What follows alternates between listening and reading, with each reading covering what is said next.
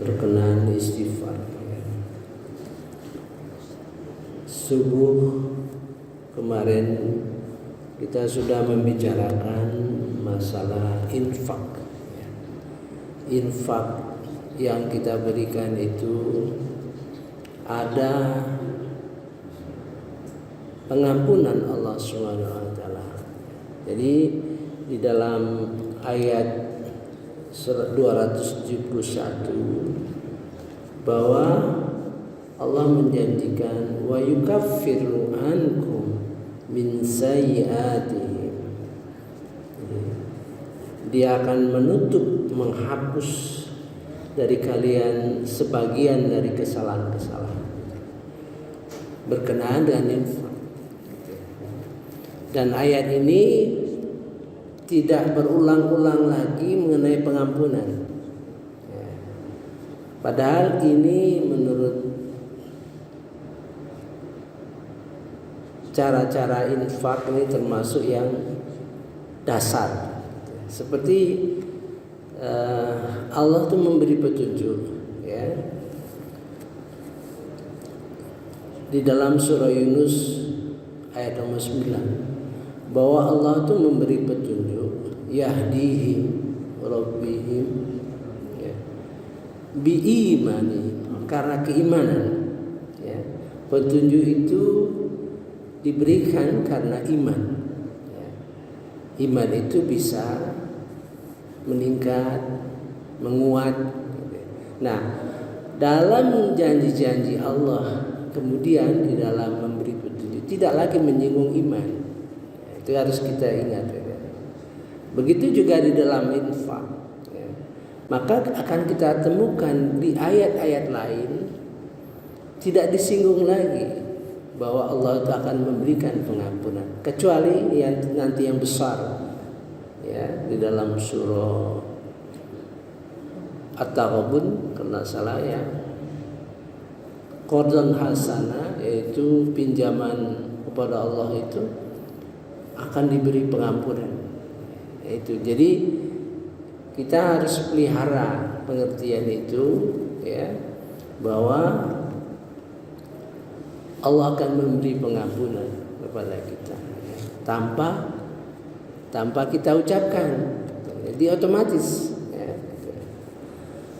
Nah, untuk itu akan saya bahas hal-hal kejiwaan yang harus kita pelihara. Pertama, kualitas infak yang kita berikan, ya. Kemudian tujuan kita berinfak, kemudian menjaga hati dari sifat-sifat yang merusak ibadah kita.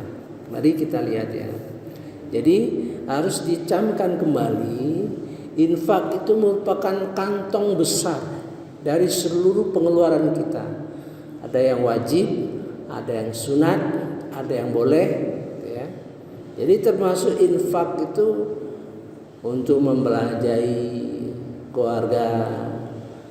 Ada yang wajib bayar utang, nazar, ya. Jadi seluruh pengeluaran itu, apa yang kita keluarkan itu, itulah kantong besar infak. Dan termasuk dua konsep dalam Al-Quran, madza yunfikun dalam surah Al-Baqarah 215. Apa yang dimaksud dengan menginfakkan, ya, 215 mengatakan apa yang kamu keluarkan untuk orang tuamu, untuk kerabatmu, untuk orang miskin dan sebagainya. 219 madza yunfikun kul afwa, katakan segala kelebihan, ya. Jadi infak itu harus kita masukkan di dalam hati bahwa seluruh potensi yang ada pada kita yang kita berikan untuk kepentingan masyarakat, umat, kepentingan umum. Ada kelebihan waktu, ada kelebihan pemikiran, ada kelebihan kepemimpinan, ada kelebihan harta, ada kelebihan ilmu, segala sesuatu itu yang harus kita masukkan di dalam hati, ya. Nah, berkenaan dengan infak tersebut, mari kita lihat prinsip-prinsip yang menjaga infak itu. Satu, tujuan daripada infak. Nah, mari kita lihat ayat 265.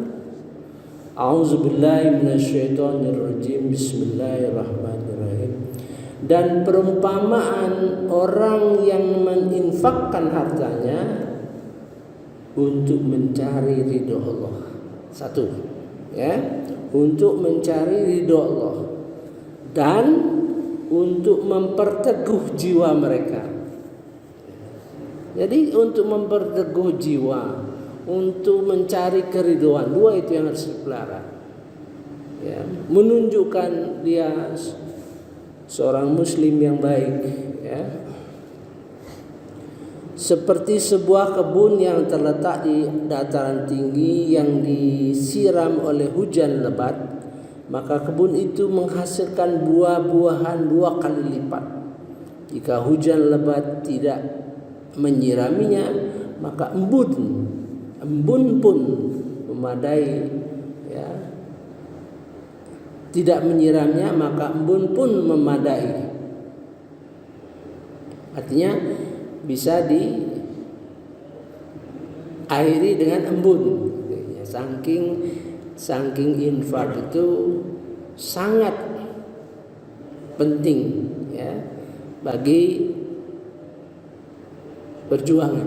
Jadi ada 3 infak itu. Satu, membantu, ya, membantu melindungi, sifatnya melindungi.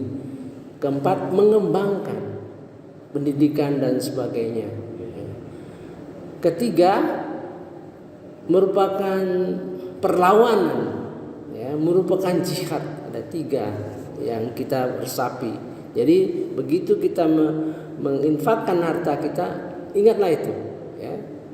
Tujuannya mencari ridha Allah Subhanahu wa taala, memperkuat jiwa kita. Maka itu saya kasih judul dalam tulisan saya itu, jiwa infak memperteguh jiwa, gitu kan? Gitu.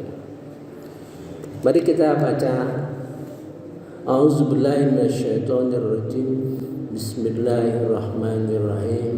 Wa matsalul ladzina yunfikuna amwalahum, perumpamaan orang-orang yang menginfakkan harta mereka. Jadi Al-Quran itu diwakili oleh harta, ya, supaya mudah dimengerti, mudah dimengerti, diartikan harta. Tapi infak itu di dalam konsep dasarnya ada 2 tadi, ya, di dalam surah Al-Baqarah 215 dengan 219, sehingga memperoleh pengertian bahwa apa saja yang dianugerahkan Tuhan kepada kita, ya, baik itu kesehatan, kekuatan fisik, ya, pemikiran, kemampuan memimpin, ya. Kemampuan memimpin itu tidak mudah. Kemampuan punya networking, ya, jaringan kerjasama dan sebagainya itu.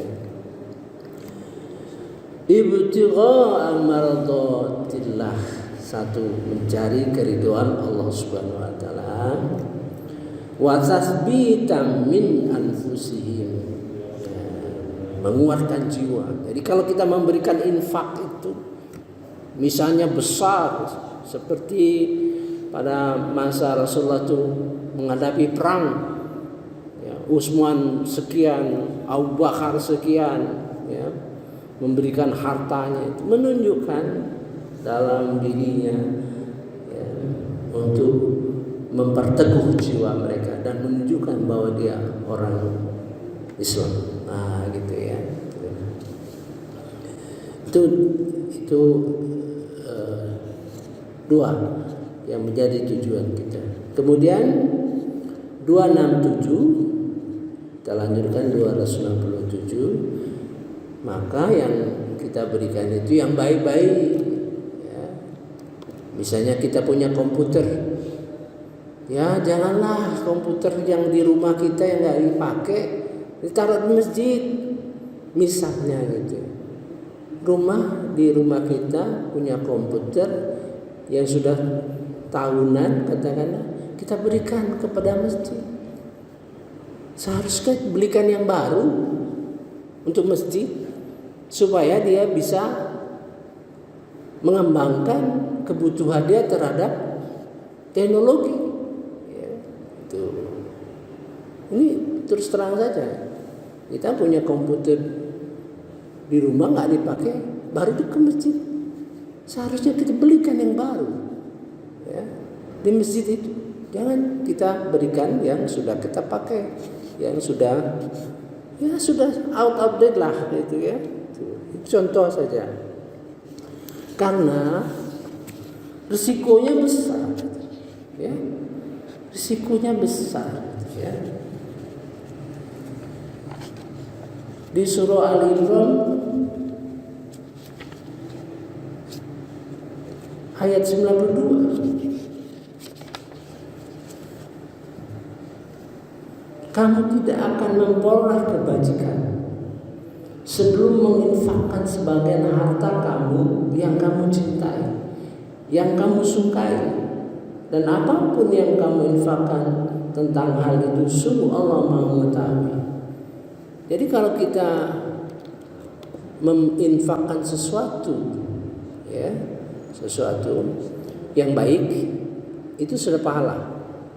Apalagi yang lebih baik, itu pahala juga, gitu. Jadi kita harus menyadari hal-hal seperti itu. A'udzubillahi minasyaitonirrajim. Bismillahirrahmanirrahim. Lan tanalul birra. Birra itu berkaitan dengan albir. Allah itu maha baik, ya. Kalau orang birra itu abror, ya, tidak usahkan manusia, binatang pun kalau dekat dengan dia, binatang pun akan bahagia. Kalau punya tumbuhan itu akan indah. Nah, itulah orang abror, ya. Berkenaan lan tanalul birra, kamu tidak akan memperoleh kebajikan hatta tunfiqu mimma tuhibbun, sampai pada satu saat dia memberikan sesuatu yang kalian sukai, ya. Jadi jangan sampai sesuatu yang tidak kita sukai, ya, baru kita berikan. Nah, ya. Wa ma tunfiqu min syai'in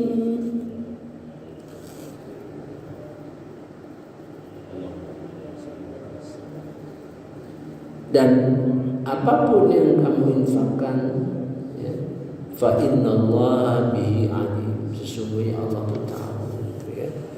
Saya kira cukup dulu, ya.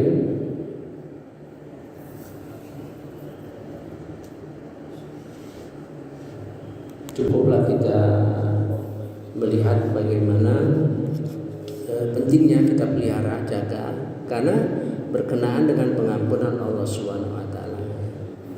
Nanti kita lihat, ya, palang satu saja lagi, nanti kita mengenai keridhaan.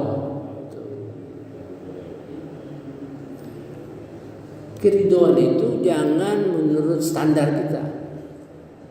Keridhaan Allah itu menurut Al-Quran, ya.